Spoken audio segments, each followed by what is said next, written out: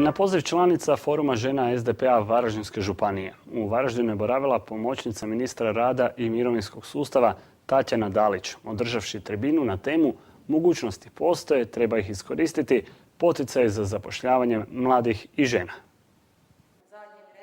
Ostvarivanje prava na rad jedno je od temeljnih ljudskih prava i predstavlja temelj socijalnog uključivanja i temelj socijalne politike.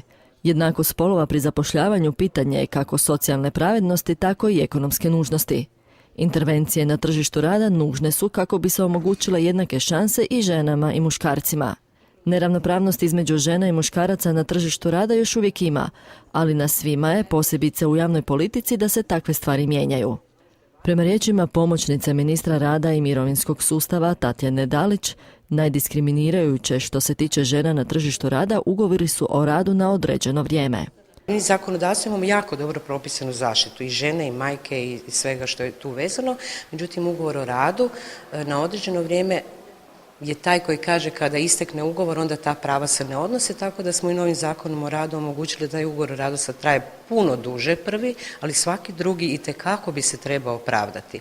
Veseli što osim 25% imamo više natječaja na zavodu u prvih 5 mjeseci, bilo je tako i prošle i pretprošle godine porast, ali imamo i 29% natječaja na neodređeno radno vrijeme se pojačao porast i to je jako važno. Također još uvijek postoji i jaz u plaćama muškaraca i žena za isto radno mjesto. Jaz između plaća na istom radnom mjestu, istoj djelatnosti između muškarca i žene u Hrvatskoj negdje oko 10%, a u Europi se on kreće od 25 do 65%.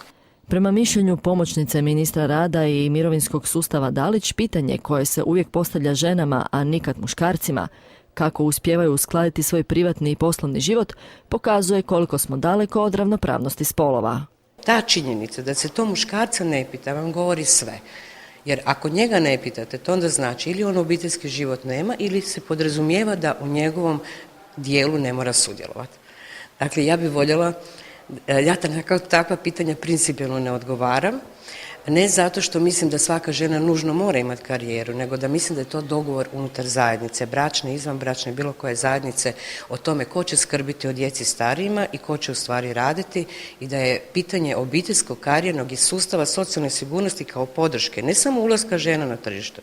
Sustav socijalne sigurnosti dotiče i podrška obitelji i na takav način i mi žene moramo početi razgovarati.